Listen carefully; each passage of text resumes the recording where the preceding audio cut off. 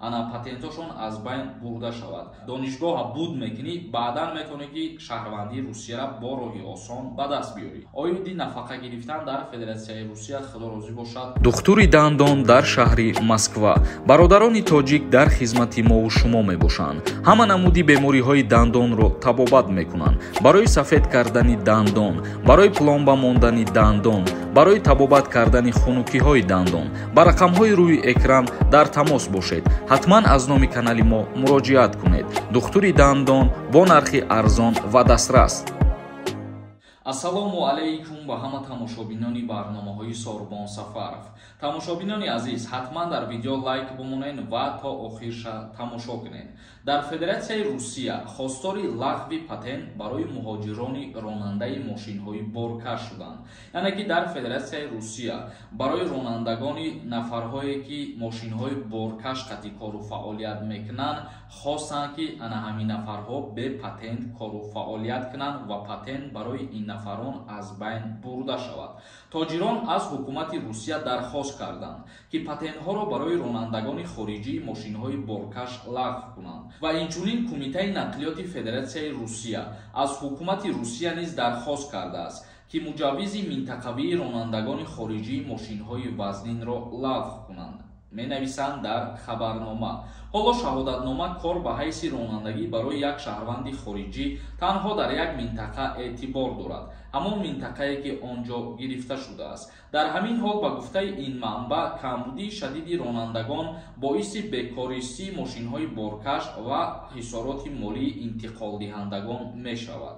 ба гуфтаи Миронов, директори хариди ширкати Транспол сервис дар Русия, мушкилиро метавонад ҳал кард гуфт. инчунин хадамоти федералии андоз низ чунин мешуморад, яъне ки аз чанд ҷиҳат тарафдорӣ карданд барои ин пешниҳоди муҳоҷирон хостанд ки дар Федератсияи Русия барои нафарҳое ки ба мошинҳои боркаш кору фаъолият мекунанд ана патентошон аз байн бурда шавад ва Кумитаи андози Федератсияи Русия, Думаи давлатии Федератсияи Русия ва вазири нақлиёти Федератсияи Русия низ ҳамин чиза тарафдорӣ карданд ва пешниҳод карданд ки дар амал ҳамин хел шавад. Коршиносони Федератсияи Русия ба ин назаранд ки дар ҳолате ки патент аз байн равад, ба ҷалби кадрҳои нав ба ин бахши иқтисод мусоидат мекунад. гуфта мешавад ки ба ҳисоби миёна дар саросари кишвар ҳоло тақрибан 10% мошинҳо дар паркҳои ширкатҳои логистикӣ бинобар набудани ронандагон бекор меистанд. худованд кунад ки ҳамин хел шава барои ронандагоне ки мошинҳои боркаш қати кору фаъолият мекунанд патент аз байн бурда шавад. ва ба ҳамаи шумо хотиррасон мекунам ки ин танҳо пешниҳод шудагия ва қонун ба имзо мераса ё ин ки не иш маълум нест сайёлӣ. тамошобинони азиз, акнун мегзарем ба қисми хондани комментарияҳо. дар ҳаминҷа як чиза ба ҳамаи шумо хотиррасон мекунам ва гуфтаниём. бисёри нафарҳо боз хоҳиш карданд ки як аксияи дигар кунем. вақте ки шумо мара дастгирӣ мекунед, марам кӯшиш мекунам ки сухани шуморо дар замин намонам. имрӯз дар конкурси хидмон барои шумо як аксияи дигар мекунам.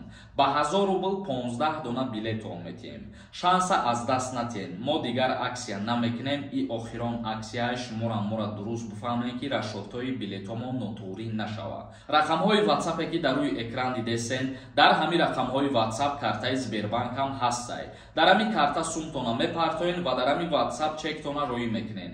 карта ба номи Мунис мебирояд. ногуфта намона, конкурс ҳамагӣ 68 дона приз дорад. 2 мошинай ва конвертҳои пулӣ.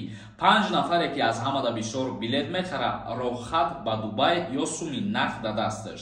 дастгирӣ кардана фаромӯш накунед. ман махсус барои нафарое ки хоҳиш карданд аксия кардам. алиев нависонда: қанта бизан шерина, раҳмат, шумо беҳтарин инсонед.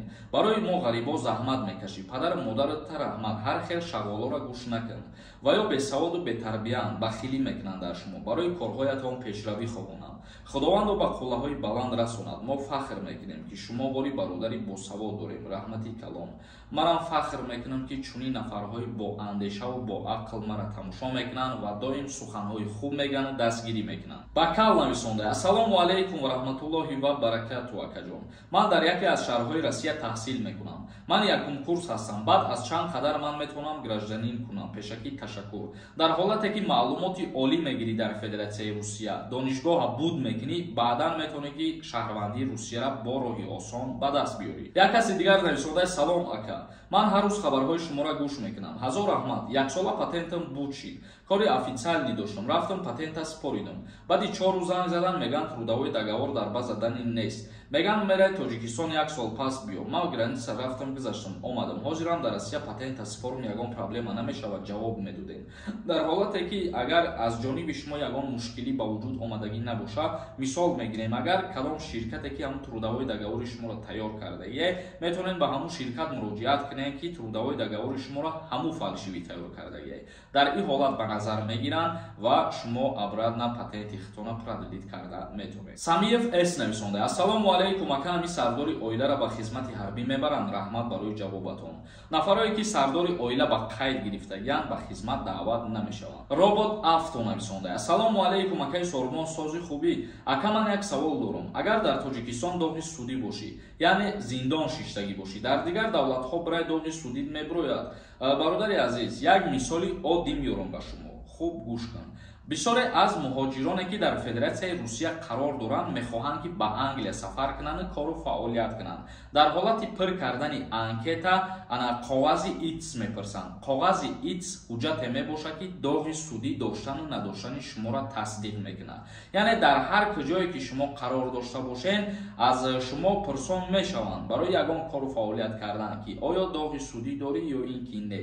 Ва Вазорати корҳои дохилии Ҷумҳурии Тоҷикистон ҳамин справкаро ба шаҳрвандои Ҷумҳурии Тоҷикистон медиҳад. Дар ҳолате ки доғи судӣ дошта бошӣ, дар справка менависонанд. Доғи судиро надошта бошӣ, менависонанд ки доғи судӣ надорад. Наргиси Алишер нависонда: ассалому алейкум ака, як додарамон дар спецприём маҳкама 4 рӯз шид. Амро чӣ кунем бирорем?